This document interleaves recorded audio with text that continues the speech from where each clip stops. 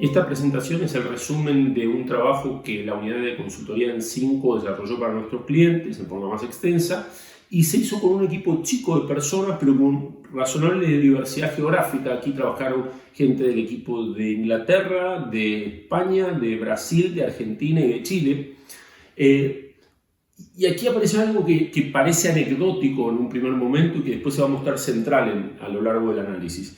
Y es que un grupo de personas que trabajó sobre el mismo set de datos exacto, con formaciones académicas similares, probablemente con personalidades afines y con algo que cabría esperar, que es una cierta endogamia intelectual por tener una visión convergente de la realidad, que es la que da la cultura de la compañía, llegaron a conclusiones bastante separadas. Teníamos, cuando vimos los primeros resultados de trabajo, dos clústeres muy diferenciados, uno por el lado de América y otro por el lado de Europa. Los equipos de Europa, España especialmente, pasaron por un periodo de mucho pesimismo que fue revirtiéndose lentamente a medida que el virus se desplazaba, como vimos, de este a oeste en el mundo. Y lo mismo pasaba con América. Empezaron con una visión más optimista de las consecuencias de la pandemia y en este momento tienen una visión más pesimista. Y esto es un llamado de atención a lo que podemos esperar de nuestras propias reacciones. Aún un equipo entrenado para sacar conclusiones con el mismo set de datos, datos fríos, firmes, duros, tiene interpretaciones diferentes y tiene que ver con cómo se representa, con la vivencia que están teniendo de la pandemia en primera persona. Entonces, mucho de lo que vamos a hablar hoy aquí les va a resonar diferente y eso uno debería tener la humildad de pensar que no necesariamente es que está errado o acertado, sino que tal vez es más cercano a su realidad actual. Y vamos a empezar nuestra presentación con esta foto.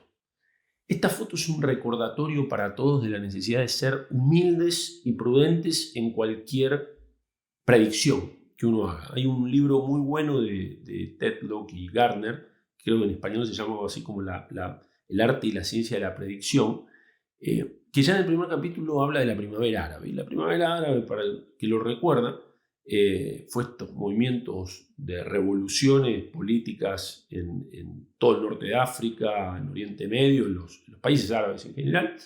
Y todo se inició cuando un vendedor ambulante tunecino se prendió fuego porque la policía le quitó las mercaderías, porque no quiso darles dinero.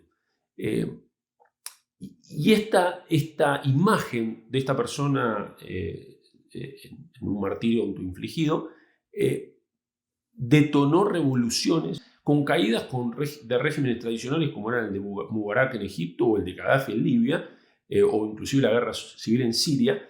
Y probablemente los libros de historia van a intentar explicar la primavera árabe con cuestiones de más alto vuelo, de mayor magnitud que la muerte de un vendedor ambulante. Van a decir que había gobiernos autocráticos y que tensiones religiosas, que pocas oportunidades económicas para los jóvenes, pero la verdad es que todas esas circunstancias también existían el día antes y la semana antes y el mes antes y el año antes de la muerte de, creo que se llamaba Mohamed Bouazizi, el vendedor ambulante. Por lo tanto, es sumamente complejo tratar de establecer con precisión los cambios que se van a generar en el mundo. Y vean esta imagen. ¿Quién hubiera dicho hace un año, si hubiéramos hecho este video hace un año, quién hubiera dicho que hoy la gente iba a estar en jaulas y la fauna silvestre viniéndonos a visitar a las ciudades?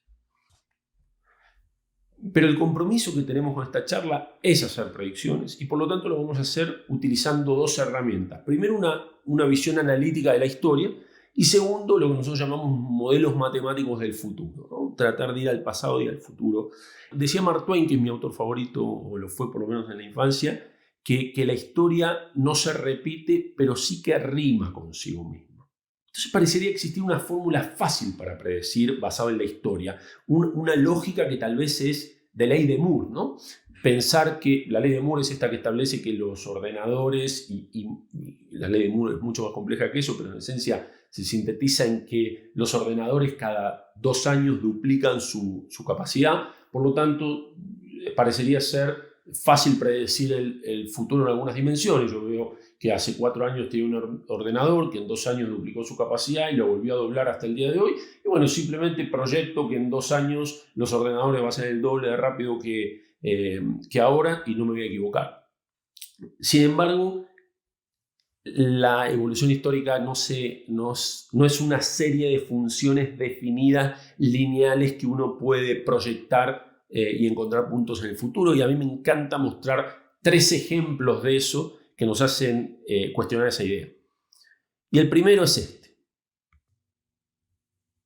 Esto que ven aquí es una ilustración del método con el cual Eratóstenes, que fue un bibliotecario de Alejandría de más o menos el 200 a.C.,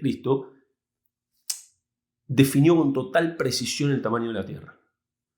La Tierra, hoy sabemos con el auxilio de satélites, que mide 40.008 kilómetros su circunferencia, y él llegó a la conclusión que eran 40.079. Un error del 0,16%. Y con el único auxilio de la sombra que proyectaban 2 obeliscos, uno en China y uno en Alejandría, y geometría que todos nosotros aprendemos en quinto grado a los 10 años y nos olvidamos una semana después, con eso solo pudo establecer esto. Sin embargo, todos también sabemos del colegio que 1600 años más tarde, cuando Cristóbal Colón buscaba financiamiento para su empresa hacia las Américas, una gran parte de la población mundial creía que la Tierra era plana, e incluso el mismo Colón creía que la circunferencia era mucho más chica, pues si no, no se hubiera aventurado. Por lo tanto, la evolución del conocimiento del tamaño de la Tierra geográfico ha tenido un punto en el año 200 a.C. y después tardó muchísimos años en volver a producirse un avance. Lo segundo es esto. Esta imagen es tal vez lo más gráfico que uno puede imaginar. Este es un corte de pelo en Egipto hace 3.500 años. Hay una persona sentada tomando algo y alguien le está con una tijera cortando el pelo. Esto es estrictamente lo mismo que pasa en una peluquería hoy, por lo menos en la que yo voy. Por lo tanto, si uno nuevamente midiera la evolución de la humanidad en términos de corte de pelos, diríamos que tenemos una absoluta paralización de la tecnología. Y finalmente, esto, no solo hablamos de suspensión o de ausencia, sino de retroceso. Cuando yo nací hace casi 50 años, uno podía ir de Nueva York a Londres en 3 horas. No me imagino las primeras personas que en los años 70 se subieron a ese avión y vieron que en 3 horas podían cruzar el océano y unir estas 2 ciudades. Lo que pensarían que íbamos a estar haciendo en este momento, ¿no? Pensarían que en 10 minutos estaríamos llegando, que nos desmaterializaríamos. Y sin embargo, sufrimos un retroceso, por lo menos en lo que corresponde a la velocidad. Hoy tardamos el doble de tiempo. Por lo tanto, nuevamente, no es simple analizar la historia como un conjunto de tendencias positivas, como generalmente pensamos en la tecnología. Todo avanza, todo hacia adelante a un ritmo conocido. Entonces, si no podemos utilizarlo de esta forma, ¿cómo tenemos que valernos de la historia? Y es entendiendo que la historia es un conjunto de eventos cuánticos con un impacto desproporcionado en la historia de la humanidad. Estos son algunos de los ejemplos de lo que son eventos cuánticos. Son las guerras. Imaginemos un mundo donde la Segunda Guerra Mundial la hubiera ganado Alemania. Descubrimientos. Si alguno de ustedes piensa que las vacunas no son extraordinariamente importantes, piensa en la anestesia, en un mundo sin anestesia. Las invenciones como la imprenta, ¿no? ¿Cuánto ha avanzado la humanidad desde el momento en que se produjo la expansión industrial del conocimiento a través de poder publicar libros y la imprenta moderna, que es Internet? Las innovaciones que es el proceso por el cual juntamos inventos y descubrimientos no necesariamente propios y los ponemos en valor. Y las revoluciones y los sismas y, por supuesto, las pandemias. Nosotros hicimos un recorrido por todas las pandemias de la humanidad de las que tenemos registro y en todos los casos, inexorablemente, un impacto muy significativo en el cambio del mundo. No voy a hablar de todas ellas, hemos seleccionado solo algunas porque creemos que son bien ilustrativas. La primera la pandemia de la que tenemos registro es la que ocurrió en el 430 a.C. en Atenas, ¿no? Durante la guerra del Peloponeso. Esparta y Atenas en guerra, Atenas tenía todo para ganar, salvo en el combate abierto con los espartanos, al que con muchísimo sentido común se oponían, se resistían y se encerraban en sus murallas. Tenía todo para ganar. Tenía mucho más dinero, el control de los mares. Sin embargo, lo atacó la fiebre tifoide y el 33% de sus ciudadanos murieron. No solo murió un tercio de su ejército, sino que murió Pericles, tal vez el hombre más importante que tuvo Grecia, el líder más importante que había tenido Grecia hasta ese momento. Y esta caída de Atenas generó un vacío de poder. Esparta no tenía ni la población ni la intención de ser hegemónica en su control de Grecia. Generó un espacio, un vacío de poder que terminó llenando Macedonia varias décadas más tarde, y por lo tanto el helenismo, Alejandro Magno, la invasión de Asia, la conquista de Persia, se originó en esto. Entonces, hoy podríamos decir que la llegada de los valores clásicos como la democracia a Asia tuvo que ver con la fiebre tifoidea del año 430 a.C. Otra de la que me gustaría mostrar, tal vez porque es casi opuesta a la anterior, es la epidemia de fiebre amarilla en Haití, que coincidió con la revolución haitiana.